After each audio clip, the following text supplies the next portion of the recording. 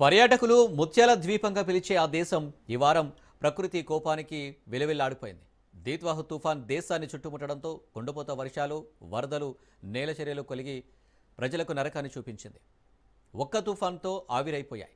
తుఫాన్ వినాశనంతో ఇప్పటివరకు 125 మంది మరణించారని శ్రీలంక విపత్తు నిర్వహణ కేంద్రం ప్రకటించింది. ఇంకా 130 మంది కనిపించడం లేదని పేర్కొంది. ఇది కేవలం ప్రకృతి విపత్తు మాత్రమే కాదని, ఇది ఈ దశాబ్దంలో శ్రీలంక ఎదుర్కొన్న అత్యంత ఘోర వరదల్లో ఒకటని ప్రభుత్వం చెబుతుంది. రికార్డు స్థాయి వర్షం, నీటి మట్టం పెరగడం, ఒక్కసారిగా వచ్చిన వరదలు ప్రజలను చుట్టుముట్టాయి. ఇళ్లంతా నీళ్లు వచ్చాయని బాధితులు ఆవేదన వ్యక్తం చేస్తున్నారు. వేలాది మంది నిరసరాయులయ్యారు.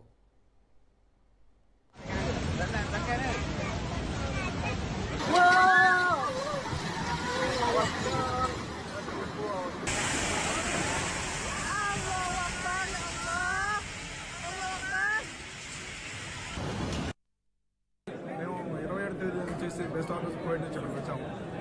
తీసుకొచ్చిన తర్వాత మమ్మల్ని వచ్చి డైరెక్ట్గా తీసుకురాకుండా మతల ఎయిర్పోర్ట్ తీసుకొచ్చారు. మతల ఎయిర్పోర్ట్ నుంచి అక్కడే ఉండేసి సాయంత్రం బస్సు పెట్టి మా లగేజ్ మేమే తీసుకొని ఆ నుంచి బస్సుకు వచ్చిన తర్వాత ఇక్కడ వదిలేసాం మమ్మల్ని కొలంబోలో. అప్పటి నుంచి మాకు టికెట్ నుంచి కానీ అన్నం కానీ నీళ్లు కానీ ఏమి లేకుండా మమ్మల్ని ఇబ్బంది పెడుతున్నారు. ఈవెన్ వాటర్ అయితే కూడా వాటర్ ఇవ్వలేదు. సెక్యూరిటీ పిలుస్తామని అంటున్నారు. చాలా వరస్ట్గా మమ్మల్ని రిసీవ్ చేస్తున్నారు. ఇక్కడ మా దగ్గర వచ్చేసి ఇండియన్ కరెన్సీ ఇక్కడ తీసుకోవట్లేదు. ఫుడ్ కూడా కోవిడ్ దినాలు కూడా తీసుకోవట్లేదు. వాళ్ళ దగ్గర కార్డ్స్ స్వైప్ చేయడం, మా దగ్గర కార్డు అయితే స్వైప్ చేస్తాం, మా దగ్గర లేదు. చాలా ఇబ్బంది పడుతున్నారు. చేస్తారు, గొడవ చేస్తారు. దయచేసి ఏదైనా చేసి మమ్మల్ని ఎక్కడికి తీసుకొచ్చండి. ఎందుకంటే మేము వచ్చింది 12 రోజులు సెలవు మీద వచ్చాము. ఆల్రెడీ 3 రోజులు అయిపోయింది. వాళ్ళు 10 సార్లు అడిగినప్పుడు క్యాన్సిల్ తప్ప వేరే ఫ్లైట్ డీటెయిల్స్ ఇవ్వట్లేదు.